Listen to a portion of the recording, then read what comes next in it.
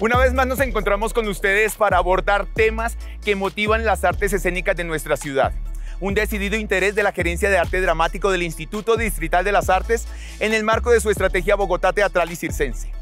Y para dar contexto al evento de hoy, debo hacer referencia al filósofo griego Aristóteles, quien planteaba que el ser humano es un animal político, porque a diferencia de los animales, tiene la capacidad de construir sociedad, organizar su vida en comunidad. Y esta forma de organización está basada en principios construidos por estos mismos colectivos para su bienestar. Principios que están en constante transformación y que hay que mantener en revisión y reflexión.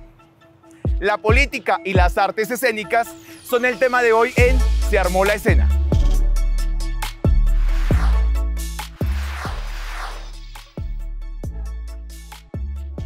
En esta ocasión nos acoge un espacio simbólico, el Centro de Memoria, Paz y Reconciliación, inaugurado a finales del año 2012 y construido en un área que pertenecía al Cementerio Central, aquí sobre la calle 26. Y para darnos más detalles de este proyecto, deseo presentarles a José Antequera Guzmán, director del lugar. José, muchas gracias por acogernos y por permitir que Se Armó la Escena invada hoy este espacio. ¿Cómo estás? Muchas gracias a ustedes. Estoy muy bien, estamos muy contentos de recibirlo. Bueno, José, ¿de qué se trata el Centro de Memoria, Paz y Reconciliación? ¿Cuál es su propósito?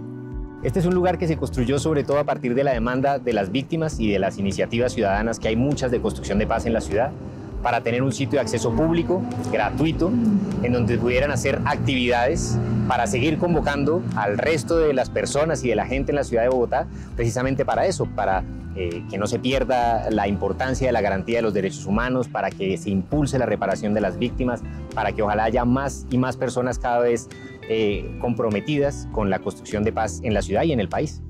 Cuando hablamos de memoria, ¿siempre estamos hablando del pasado? Evidentemente no. Todas las cosas que se hacen aquí tienen que ver con los problemas actuales, con cómo podemos activarnos, movilizarnos frente a las violaciones a los derechos humanos que ocurren en el presente, a partir de la experiencia histórica de violencia y de conflictos que ha vivido nuestro país, y también las deudas actuales que son de las víctimas, la de las búsquedas de las personas desaparecidas, las de la justicia frente a las violaciones a derechos humanos y frente a la construcción de paz, que es una deuda que todavía no hemos logrado saldar en nuestro país. ¿Cuáles son las dinámicas que vive el Centro de Memoria, Paz y Reconciliación? Aquí pasan muchísimas cosas. En el auditorio que tenemos principal ocurren desde encuentros de organizaciones y asambleas hasta muestras artísticas y culturales, de cine, de teatro, de diferente tipo. Hay muestras expositivas en unas salas de exposición que tenemos, una exposición central y exposiciones temporales. Hay una sala Camino a Casa en donde realizamos actividades pedagógicas para niños y para niñas.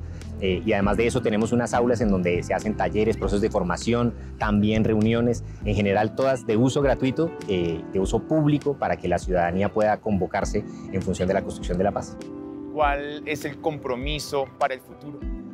El nuestro es sobre todo garantizar que ese compromiso que tienen las víctimas y que tienen las iniciativas ciudadanas se ha apoyado y se ha impulsado. El nuestro es, además, hacerlo de manera permanente y sin importar los cambios de gobierno que hay en la ciudad de Bogotá. Este lugar empezó a construirse en 2008 durante una administración. Ha pasado todos estos años y durante todas las administraciones se mantiene un compromiso público del Estado a nivel distrital por hacer de esto un patrimonio colectivo, y nuestro compromiso es mantenerlo y conservarlo de esa manera. Bueno, José, mil gracias por dedicarnos estos minutos aquí a la entrada del Centro de Memoria, Paz y Reconciliación. Mil gracias.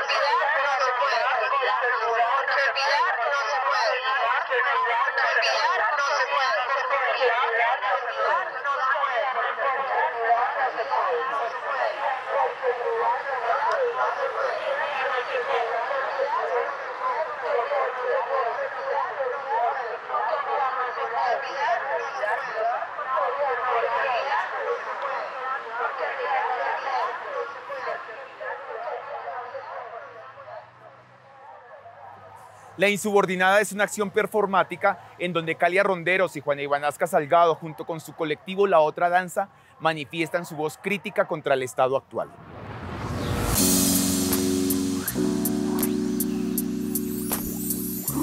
Acciones como las que acabamos de presenciar nacen de hechos coyunturales de nuestra política que se convierten en detonantes para declarar por medio de las expresiones artísticas posturas de los mecanismos que nos rigen.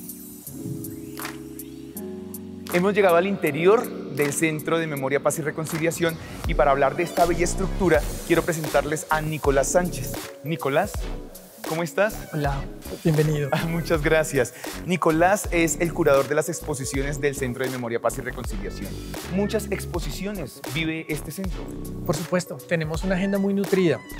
Pues en este momento tenemos exposiciones temporales, tenemos la sala Camino a Casa y pues tenemos la puesta de exposición estable del Centro de Memoria. Maravilloso. ¿Quién mejor que tú para contarnos un poco sobre esta obra de arte? ¿En dónde estamos? Bueno, justamente estamos en el Memorial. Es el espacio emblemático de este complejo arquitectónico. Pues justamente el arquitecto Juan Pablo Ortiz, que fue quien ganó pues el concurso con la Sociedad Colombiana de Arquitectos para proyectar este espacio, lo hizo pensando como un monumento a la memoria de las víctimas. Como tú ves, esta es la única estructura que emerge de la tierra, sí. Es la única estructura visible. Se eleva. Exactamente. Esto un poco de manera simbólica también nos dice o nos cuenta el quehacer de este espacio y es justamente hacer visibles esas otras voces, hacer visibles esas otras memorias de tantas víctimas de conflicto armado que han venido a Bogotá y pues que en este momento es su hogar, ¿no? Entonces aquí queremos a través de diferentes narrativas, desde el arte, desde el componente académico, las exposiciones, justamente contar esas memorias de estos colectivos, de estas organizaciones de víctimas y pues también de artistas que están trabajando temas referentes a la memoria, a la paz y pues bueno, un poco pensando en reconstruir ese pasado con un sentido de futuro. Bueno, y estas víctimas también han colaborado de una manera simbólica a la construcción de este recinto. Cuéntanos cómo lo hicieron. Claro que sí. Durante el proceso de construcción del memorial se llevó a cabo una campaña que se llamó Tierra Sembrada de Memoria. En esa campaña, las víctimas de diferentes regiones de Colombia trajeron unos aportes de tierra de sus diferentes regiones y esos aportes quedaron inmersos en la estructura, sí, exactamente de este espacio. Entonces, en este momento tenemos 2012 aportes de 2012 víctimas de diferentes regiones de Colombia, justamente haciendo parte de esta estructura que es un monumento a la memoria y a la dignidad de las víctimas. Bueno, así es. Nicolás, muchas gracias. Sabemos que este lugar está lleno de espacios muy bonitos y acogedores y yo sé que allí hay uno muy especial que les quiero presentar. Claro, gracias. Sí. A ti. Los voy a invitar a un lugar muy especial del Centro de Memoria, Paz y Reconciliación.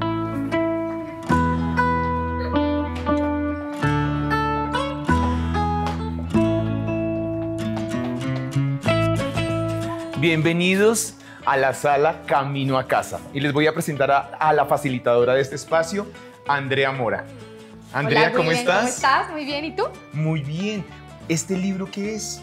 Bueno, este libro es Camino a Casa, que es un libro que escribe Jairo Buitrago y lo ilustra Rafael Jokpen, y fue justamente el libro que, digamos que dio apertura a este espacio con los niños y las niñas. ¿Y este espacio para qué sirve?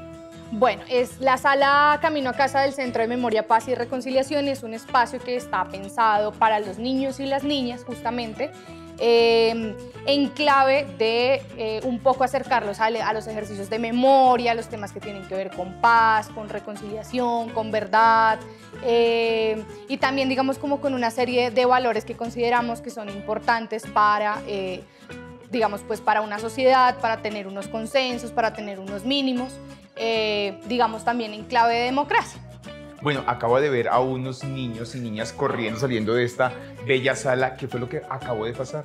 Bueno, pues con estos chiquitines y chiquitinas lo que realizamos fueron 2 lecturas de 2 textos que nos parecen muy importantes. Uno es Camino a Casa, que justamente pues es como se llama la sala del Centro de Memoria, y estos espacios justamente lo que permiten, o lo que este libro permite movilizar, es justamente la razón por la cual un centro de memoria tiene este espacio y que se llame así, que en realidad de lo que nos está hablando es de la desaparición forzada, ¿cierto? Y de cómo la desaparición forzada tiene unas implicaciones en la vida de las, pues digamos, de las familias, de los niños, de las niñas, pero además como ese ejercicio también de la búsqueda, de la reparación y demás, pues es un ejercicio que tiene, digamos, mucho valor y que tiene mucho que enseñarle pues a nuestra sociedad, y que además, pues digamos, está aquí en este libro a partir de una figura que es el león, que es el papá de los niños y las niñas, por eso, de la niña, perdón,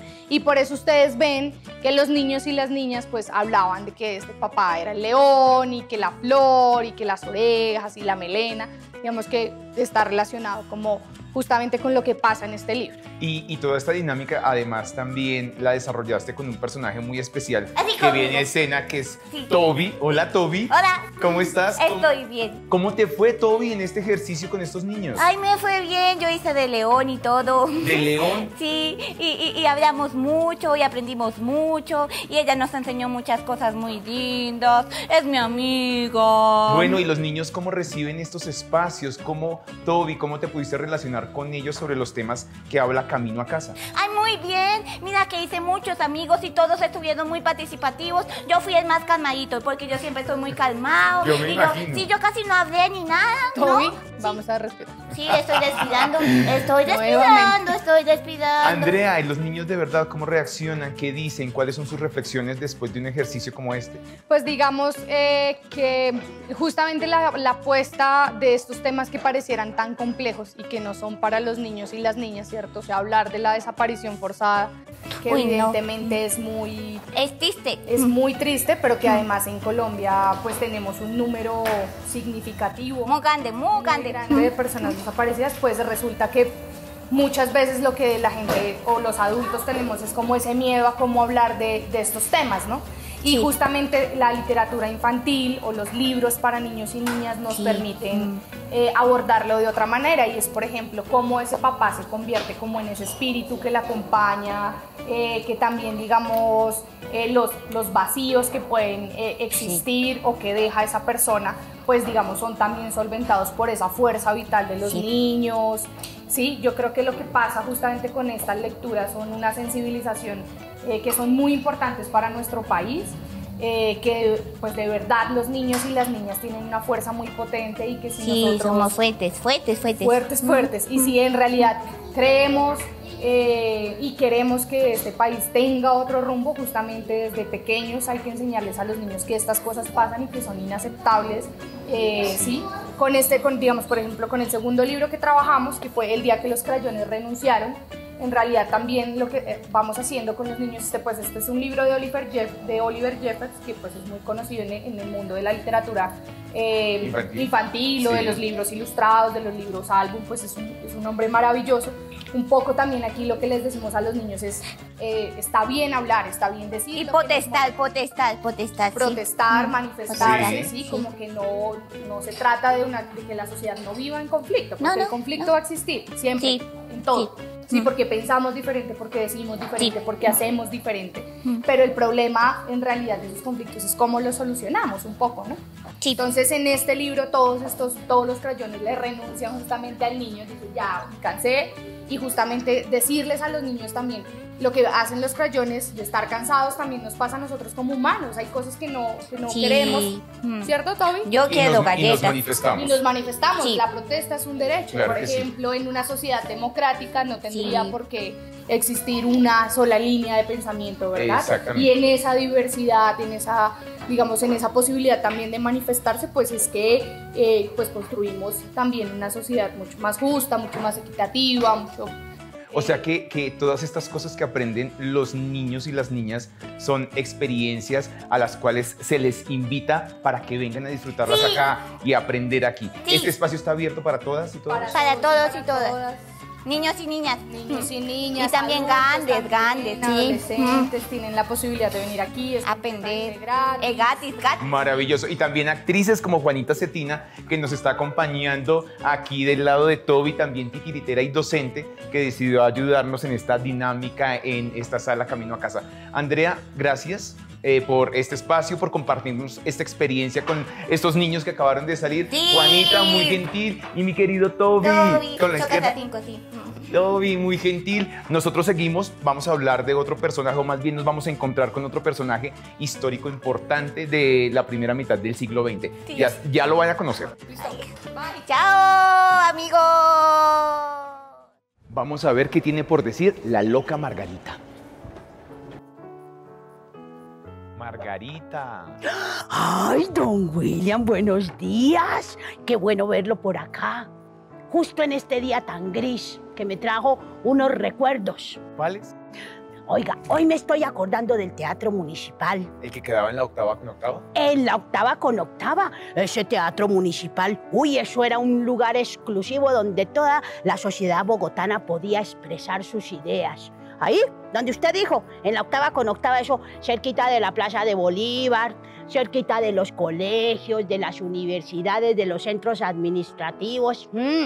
Eso, el Teatro Municipal. Oiga, eso fue un lugar muy importante. Allá en el Teatro Municipal, que tuvo vida artística. ¿Sabe cuándo? ¿Sabe cuándo nació y cuándo se murió el teatro? No. No, eso nadie se acuerda. Mire, ese teatro empezó en 1890.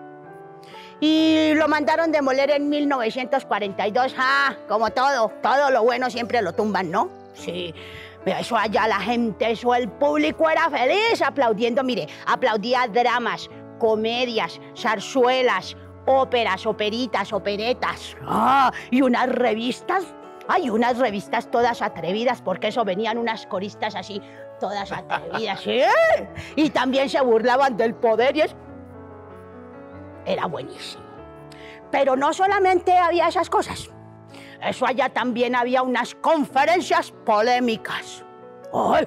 Usted no se imagina. Eso empezaban unas conversaciones, unas disertaciones teóricas. Empezaban ahí en el escenario, ¿no? ¡Ay! Eso ahí hable y hable. Luego se iban para la Carmen. ¿Usted sabe qué era la Carmen? Una cafetería. ¡Claro! ¿Qué nombre más bonito le pusieron Sí, a la sí, cafetería del Teatro Municipal, no? Sí. La Carmen. Entonces la gente se iban, eso allá alegue y alegue, allá en la Carmen, y después cuando estaban más eufóricos, pues seguían. Y eso, bastantes oportunidades, esos fueron a culminar esas discusiones allá en la Plaza de Bolívar. ¡Ay, no! ¿Y qué me dice? ¿Qué me dice del pesebre decembrino? Ay, eso era a finales del siglo XIX, Sí. pero lo único malo es que esa era una época de mucha censura política. Eso, menos mal que existían los títeres. Menos mal que existían los títeres en ese pesebre decembrino. Y eso, cuando salían los títeres, esos muñequitos insubordinados, esos que son los únicos que son capaces de contar sin pelos en la lengua todo lo que ocurre allá en las esferas gubernamentales.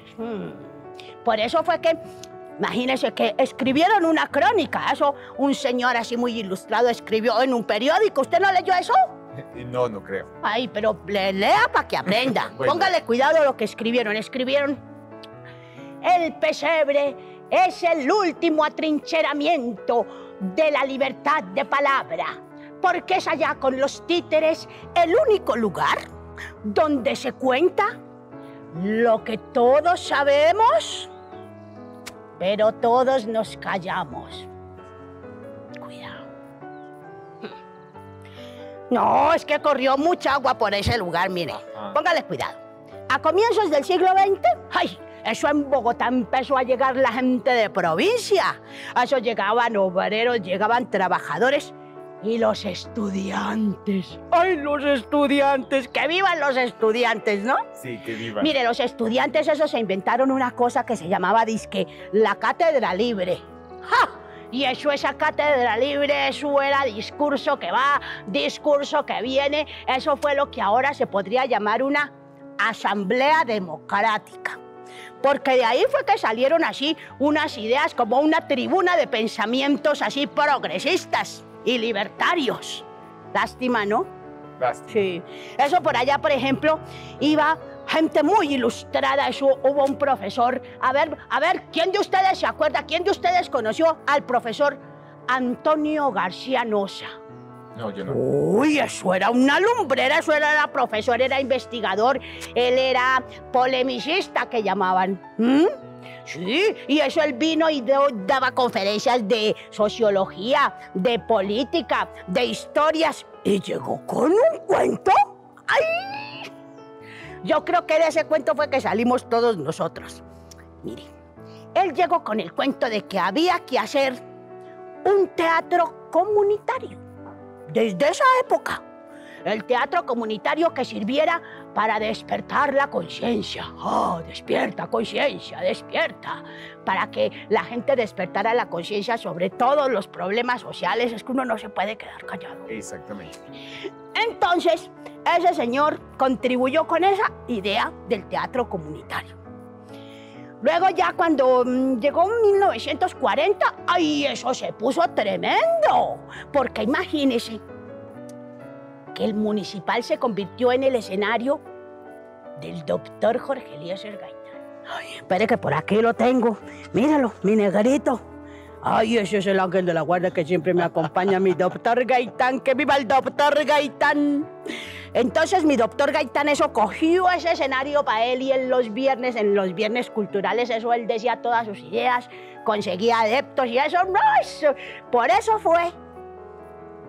fue que se terminó sellando el terrible destino del teatro municipal. ¿Sabe por qué? Porque es que no pocas veces los seguidores de Gaitán, desde ahí era que salían todos bravos para la Plaza de Bolívar y armaban esos escándalos. Y por eso fue. ¿Sabe lo que pasó? Ay, pues después del 9 de abril de 1948, cuando mataron a Gaitán, después de eso, eso fueron y sacaron todos los trabajadores del teatro, los cambiaron a todos. Y después, no, que cerremos el teatro, lo mandaron cerrar. ¿Y que por qué? Ay, no, que es que ese edificio está muy viejito, que ese edificio tiene unos problemas técnicos que son irremediables. Irremediable la muerte. ¿Sabe qué más dijeron? Es que ese edificio está viejo e incómodo. Claro, como todos los viejos les parecemos incómodos. Y eso no es nada. ¿Sabe qué más dijeron? No.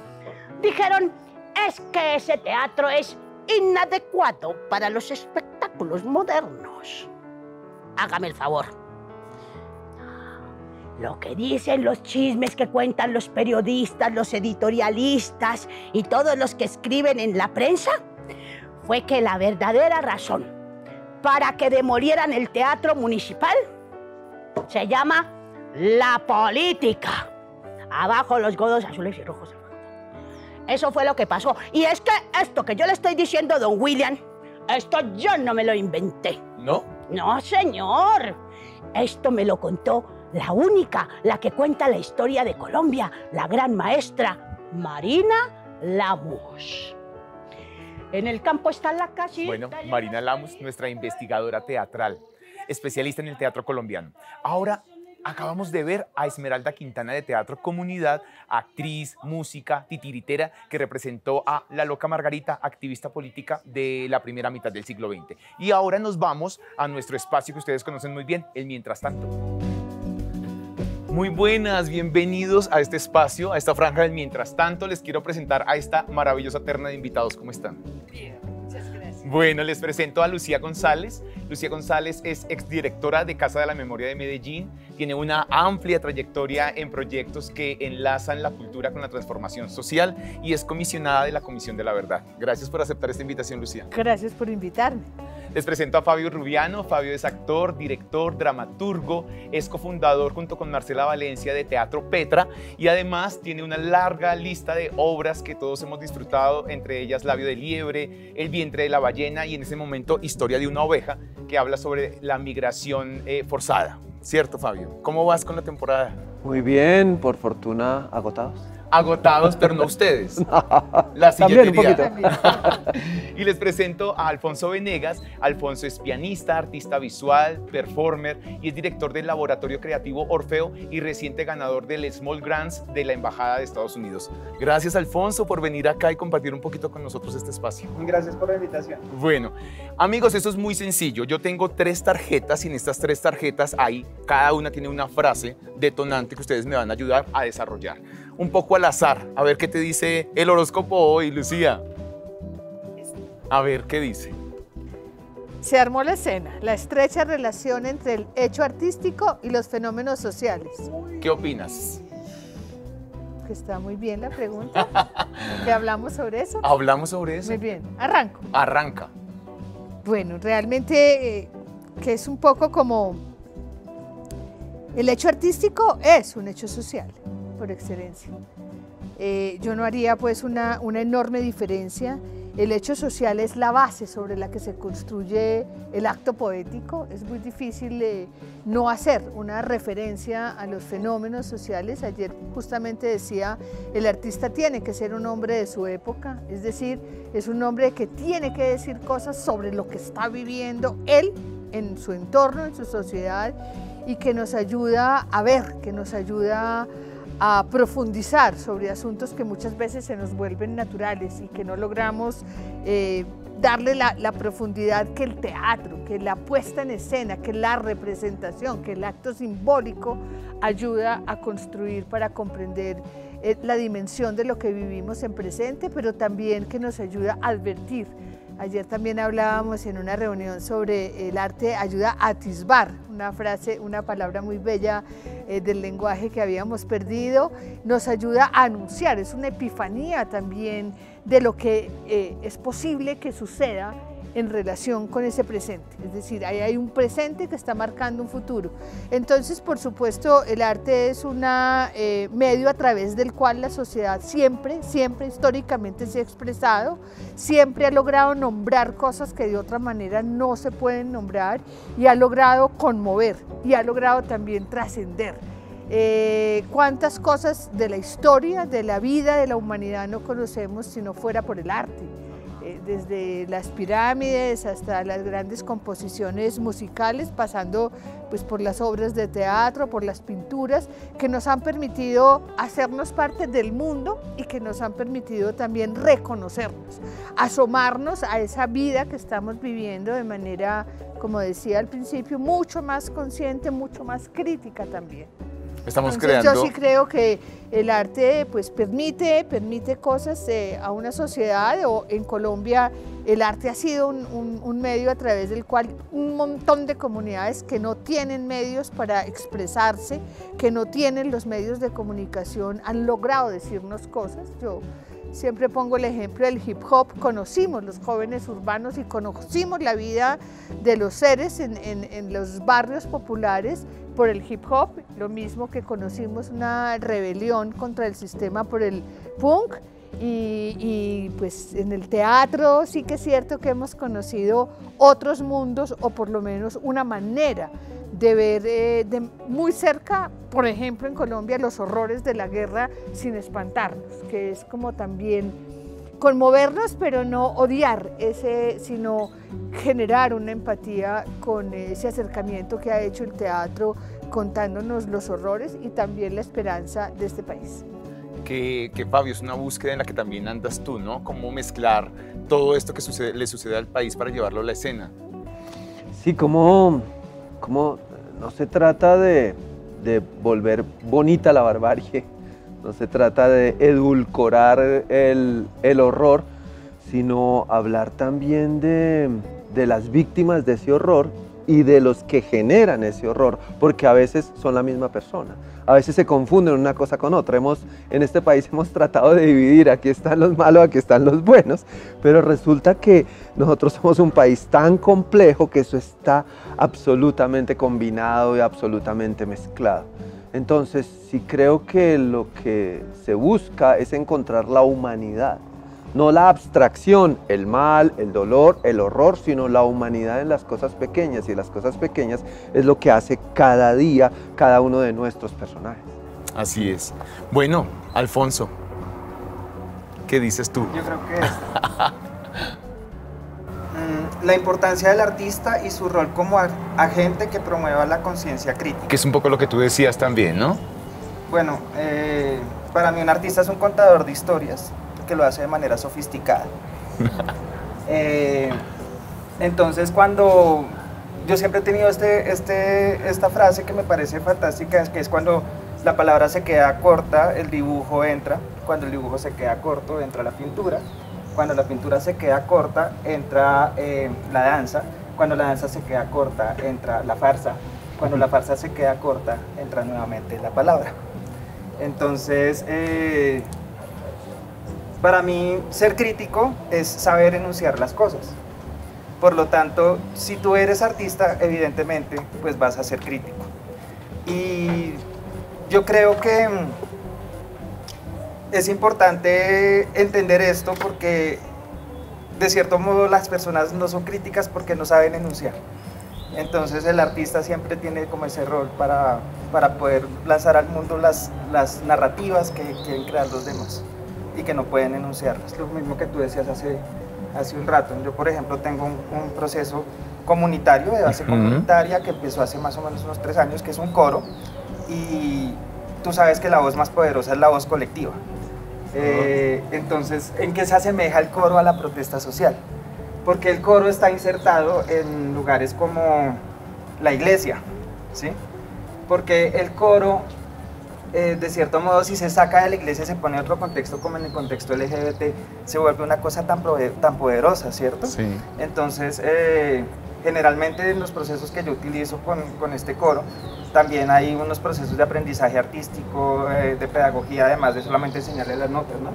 Entonces, digamos, ahorita en el último proyecto que hicimos un proceso de poesía para enseñar también poesía de 5 autores que fueron iconográficos de la cultura americana y que se permean dentro de las prácticas de acá para decolonizar. Yo creo que la labor de los artistas nuevos tiene que ver un poco con eso, con crear polifonías y crear lenguajes colectivos a partir de los procesos comunitarios. Qué chévere. Así es. Fabio, que aquí te mandan tus compañeros mientras tanto. Las artes escénicas, una forma de activismo político. ¿Qué opinas? Sí, estamos promoviendo la candidatura de... No, hay que... Sí, como decía la mona... Perdón, Lucía. La mona. La mona, esto es un hecho político. Estar aquí es un hecho político, este edificio es un hecho político, la reunión es un hecho político, estar alrededor de una mesa es un hecho político. Hay que diferenciar eso con el discurso político. Generalmente uno escucha discursos políticos y uno de antemano sabe, sobre todo en estas latitudes, que la mayoría de cosas son mentiras. Y lo estamos viendo ahora cuando en gobierno no se cumple lo que se dijo en campaña. En todos los casos, no sé si hay alguna excepción. Pero una cosa es el discurso político, que es mentira. Nosotros, digamos, en ese sentido no tenemos un discurso político como artistas. Nosotros no estamos tirando línea, nosotros no vamos a prometer ni puentes, ni carreteras, ni escuelas, ni nada. Lo único que podemos prometer es, vamos a tratar de que no se aburran en esta hora, hora y media, hora y 15. Y además de que queremos que no se aburran, queremos que tengan una serie de emociones a partir de lo que estamos contando. Entonces, el principal trabajo como artista es estético. Es que el público esté enamorado de la pieza, así esté llorando, así esté sufriendo, así esté con dolores. Ese, digamos, sería nuestro acto político. Nuestro acto más político es poder mantener a esta comunidad hipnotizada, enamorada, distraída, atenta a lo que estamos diciendo. Ojo, uno no se puede hacer el bobo diciendo, no, pero es que lo que estamos diciendo es solamente para enaltecer el espíritu. No, obviamente que uno tiene discursos que tienen que ver con la posición del autor, de la autora, del grupo, de todo el equipo creativo, pero también hay que darle voz a los personajes, porque los personajes no pueden hablar con mi voz. Tengo que darle la palabra a cada una de las personas que intervienen en mi obra como si ella hablara, no como si yo hablara a través de ella, que ahí es donde está la dificultad. Yo tengo que darle la razón a los criminales en escena, porque ese es su punto de vista y esa es su posición. Tengo que darle la razón ahí y tengo que darle la razón a las otras personas. Y ahí es donde se entra en contradicciones. La razón no significa justificar los hechos de barbarie, ni mucho menos. Así es. Bueno, yo aquí tengo otra frase, más bien es una pregunta para los tres. ¿Ustedes creen que estos engranajes ayudarán a la restauración de la ética social en nuestro país? Es decir, ¿lo que estamos haciendo sí vale la pena? ¿Sí está ayudando? Lucía, ¿qué opinas? Pues yo simplemente no me imagino una sociedad sin arte, porque es la posibilidad de enunciar desde otro lugar, desde un lugar, como decía Fabio, no solamente estético, sino poético, es decir, de un acto creador.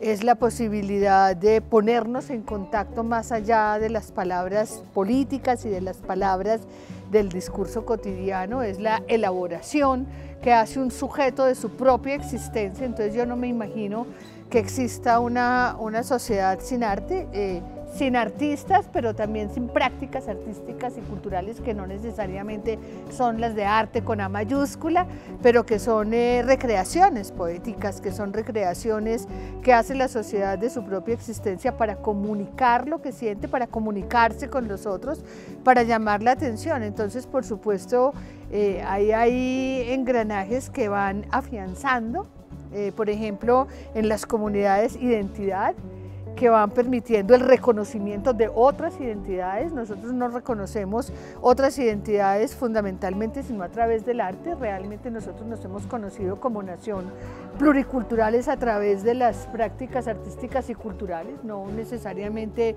en el relacionamiento directo, sino a través de las artes, porque las artes logran expresar la esencia de una identidad que es diversa y a través de ellas también logramos construir unas nociones sobre la vida, y eso es un acto político y por eso es un acto transformador.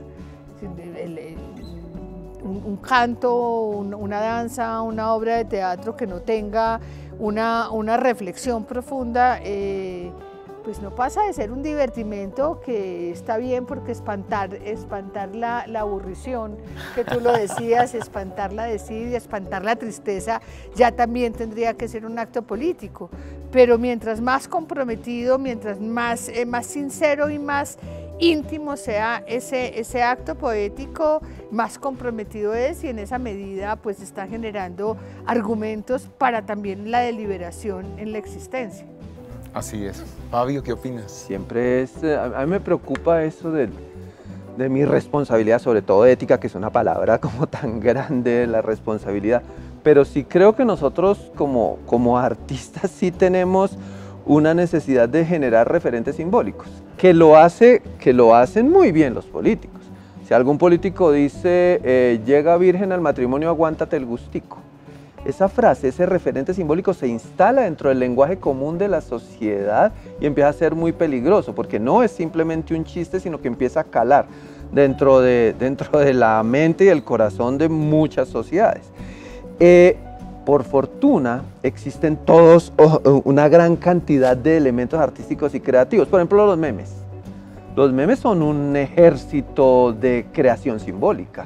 Y inmediatamente sucede un hecho de corrupción, están atacando y están destruyendo, y ¿eso qué es? Una construcción simbólica, desde el teatro y desde el arte también. Recordemos el término cacería de brujas, ¿de dónde sale? De la persecución que hace en los años 50 contra los supuestos comunistas del movimiento artístico, y Arthur Miller escribe Las brujas de Salem, y ahí se acuña el término cacería de brujas. ¿Y eso de dónde viene? De una obra de teatro. Entonces, esos referentes simbólicos que creo que sería nuestro trabajo como para identificar ciertos fenómenos sociales que podamos darle un carácter artístico, un carácter poético, un carácter incluyente. Porque nosotros cuando nos referimos a Macondo, ¿qué estamos diciendo? Es una suma de muchas cosas. No, es que esto es Macondo. Estamos refiriéndonos a 100 años de soledad, que generó una ilustración fantástica, lo más real posible de nuestra sociedad, que creo que es nuestro trabajo. Ético, Bueno, de todas maneras. Ético. Sí. Para mí, el político dice mentiras para ocultar verdades y el artista dice mentiras también, pero las muestra. Entonces sí es importante que el artista esté dentro del contexto y más aún que el artista tenga un poder de enunciación que se pueda replicar en el eco de las personas como se hace con los escándalos políticos. Ya esto es un deber no solamente del artista sino del público que consume arte, también el afán de mostrar eso y de evidenciar como tú decías, Fabio, con los memes. Me parece muy importante que se muestren las cosas y pues ese es el rol de nosotros y por eso estamos. Bueno, muchas gracias por estas frases que nos dejan reflexionando, pensando y bueno, yo sigo mi recorrido y de verdad un abrazo cálido para ustedes por acompañarnos. Muchas gracias y que viva el arte. Que así sea. ¡Que viva! Que viva. Gracias.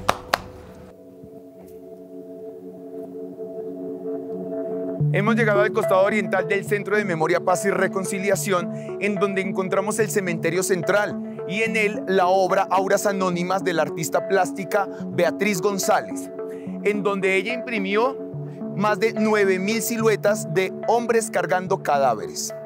Como acabamos de escuchar y como vemos, el arte se manifiesta.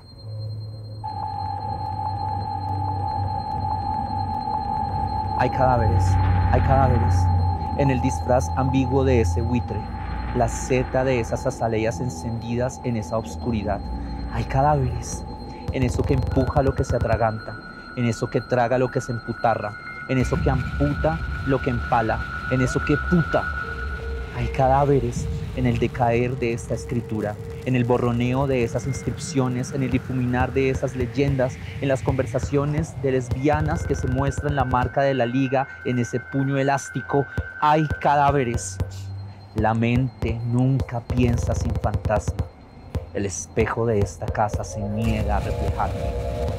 Ya no hay casa, hay cadáveres. La identidad es un robo. Él ya está. Pandroginia. Androginia positiva, androginia poderosa, androginia potente, androginia política, androginia perfecta, androginia preciosa, pandrógine, salvaje, ser, impío, elegido, fin al género, rompo el sexo, hay más de uno en mí, quizás cientos para elegir, cambio la manera de percibir y cambio toda la memoria. Soy una reina varonil, chupaconchas, de mal carácter, lameculos, una psicomarica a la que le gustan las vergas grandes, perturba las braguetas de la intimidad, coge con muchachos lesbianos, un heterodaimon perverso que quiere lo contrario de la muerte. Soy un chupapijas que se comporta como un hétero, un hombre lésbico con hábitos que rompen las pelotas, política de macho ninfomaníaco, deseos decididamente sexistas, de inversión incestuosa e incorrecta terminología. Soy un no gay. Arriesgo mi vida por una buena pollada. Soy un maricón en este carrusel de hipermasculinidad. Me cago en lo romántico. Me llevo el premio mayor. Soy un vector viral irresistible en la saliva del otro. Una zorra a la que le gustan los sexbots. El VIH es lo mejor que me ha pasado en la vida. Me acaricio con plantas. No follo solo por paz y amor. Follo con todos. Ya no follo. Me siento como en casa en el cuarto oscuro. Siempre tengo ganas. tomo medicamentos solo por diversión, robo patentes de otros. Soy yo quien decide tomar un baño en las oscuras aguas residuales de los complejos de la industria farmacéutica. He sido expuesto digitalmente, hackeo mi salud. Hago ilegalmente impresiones 3D de mis retrovirales. Amo infinitamente. A pesar de los excesos, no me detengo y a los demás les he dado una buena despedida. Me he infectado porque me lo advirtieron. Quiero follar cada vez más duro y mimarme más tiernamente. No logro decidir si lo que me deprime es la vida o drogarme. No satanizo ninguna sustancia, me dopo para exprimirme y sacar lo último que queda de mí. Quiero ser uno solo con el océano, unirme con todos y con todo. Ya no diferencio entre internet y realidad. Formo redes para cuidar a los demás. Proveo herramientas de código abierto para crear redes radicales. Me comunico mediante memes. Saco la cabeza de la nube. Y sobre todo, no quiero renunciar a las antiguas utopías. Acabamos de ser testigos de un fragmento de Jardín Travesti del colectivo interdisciplinar House of Tupamaras, que trata sin censura y con potente discurso temas de inclusión y diversidad.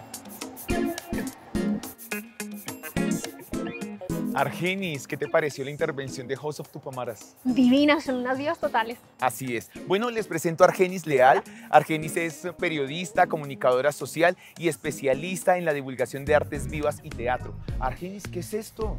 Uy, esto es todo un universo de comunicación, de contarle a la gente que las artes vivas y el teatro son una maravilla. Te cuento, yo estudié comunicación social y cuando hice mis pasantías llegué a una sala maravillosa que se llama La Libélula Dorada y ahí me enamoré. Pues a mí el teatro siempre me ha gustado, pero cuando llegué ahí fue como, wow, esto es lo que quiero para mi vida. Salí de ahí, hice varias cosas, pero siempre como con esa cosa de tengo que regresar al teatro, tengo que regresar al teatro. Y cuando lo iba a hacer me pregunté, bueno, ¿y qué voy a hacer? ¿Cómo lo voy a hacer? ¿Cómo voy a regresar al teatro? Yo de actriz y directora, dramaturga, no me veía y... Tenías otros talentos. Sí. Entonces en ese momento dije que desde lo que soy puede aportar a la escena teatral de la ciudad y surge lo que para mí es mi vida, mi estilo de vida y es una mezcla entre relaciones públicas, que es contarle a los medios y la gestión de medios, que es contarle a los medios de comunicación, todo lo que hacen los grupos de teatro, músicos, artes vivas, títeres de la ciudad. Danza también. Danza también, por supuesto. Por otro lado está el periodismo cultural, que es escribir de teatro y pues todo lo que tenga que ver con teatro, todo lo que me permita contarle al público cuál es ese trabajo maravilloso de los artistas locales que amo tanto y que me apasiona tanto. Sí, bueno, eso veo. El teatro, el circo, las artes vivas, los performances como los que acabamos de ver, ¿son noticia?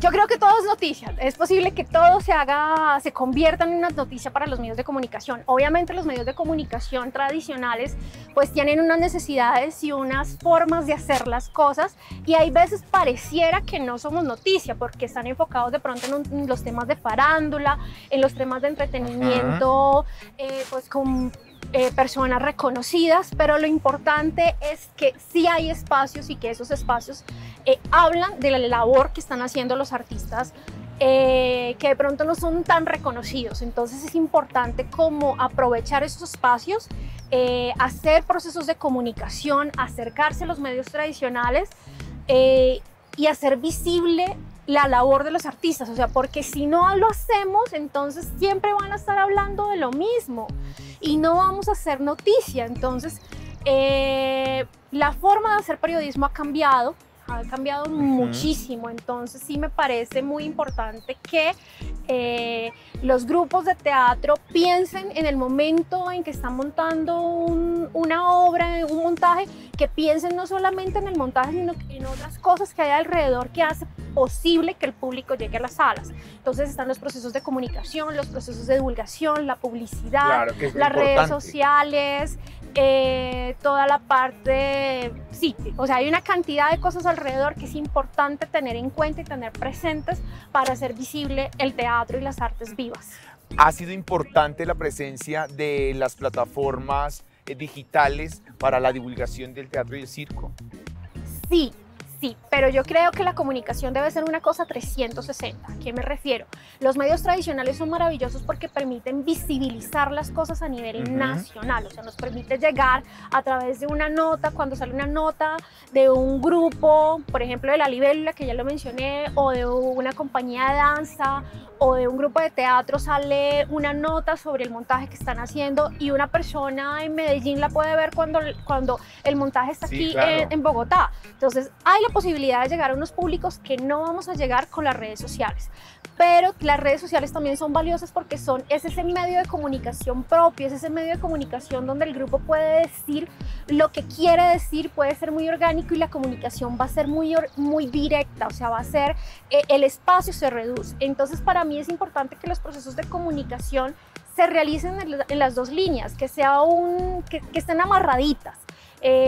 Obviamente, digamos que el trabajo en medios tradicionales nos va a permitir una visibilidad y un posicionamiento en el público que al final repercute en el público que tenemos en sala, pero si no hacemos el resto de labores, si tenemos un montaje y usamos las redes sociales solamente cuando el montaje 2 semanas antes de que empiece la temporada, pues no vamos a tener el objetivo, no vamos a tener público, no vamos a lograr el objetivo. Y si hacemos lo mismo a través del trabajo de gestión y medios, pues también vamos a tener el mismo resultado. Entonces es importante que los grupos piensen los procesos de comunicación como una parte de esos procesos creativos y que la persona que lo hace esté inserta desde el inicio, porque también es importante, mi labor no empieza un mes después de que la obra se terminó, mi labor empieza en los ensayos, en las lecturas dramáticas. Yo conozco el estilo de los directores, trato de hacer un proceso inmersivo, se podría decir, en cada uno de los montajes y con cada uno de los grupos, porque un comunicador es esa voz que va a hablarle al mundo de tu trabajo. Entonces me parece que es una labor maravillosa y pues la invitación es para que los comunicadores sociales, los periodistas, se animen a acercarse al arte, a la cultura bogotana, porque necesitan que hablemos de ella, necesitamos que haya más gente que hace esta labor, porque desafortunadamente somos muy pocos. Entonces la invitación es para que se sumen, es un universo maravilloso. Claro, porque en todo caso las artes escénicas son noticia. Argenis, Claro que muchas sí. gracias por contarnos esto fundamental para las agrupaciones de nuestra ciudad y bueno, espero nos veamos pronto y que sigas construyendo por este camino. Claro que sí, aquí estaremos hablando de cultura, hablando de teatro, que está maravilloso. Maravilloso. Y ahora los invitamos a ver Gritos de Zafra, una intervención de la mujer cabra compuesta por Marcia Cabrera y Vladimir Giraldo, porque de esta manera se armó la escena.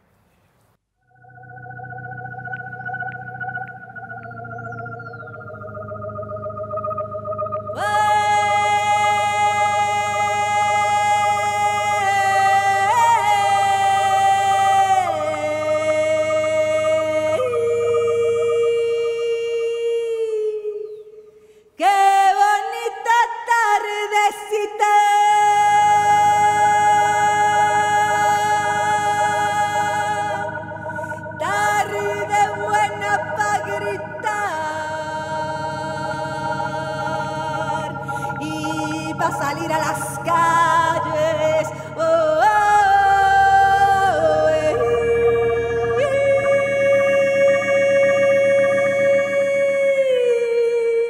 Y para la fuerza invocar.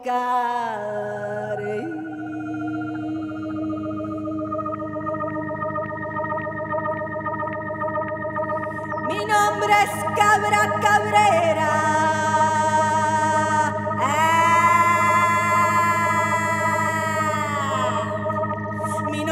Cabra Cabrera, siempre gritar me ha tocado. Ya fui negra, ya fui india.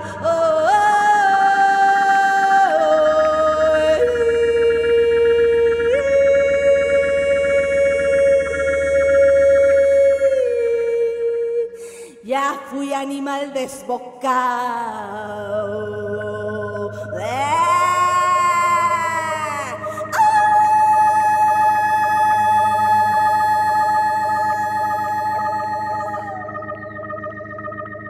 Si las calles desbordamos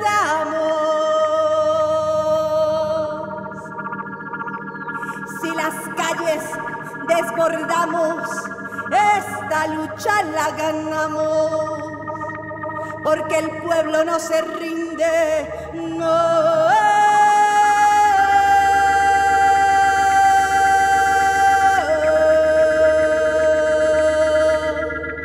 No nos rendimos, carajo.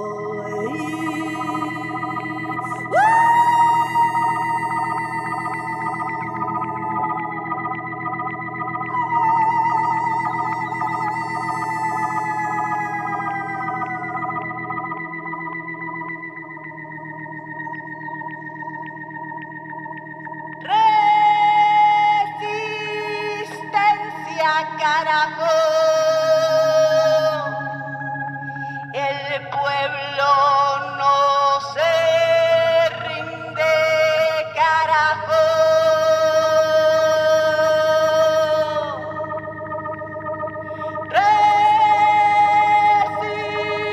Resistencia, carajo. El pueblo no se rinde, carajo.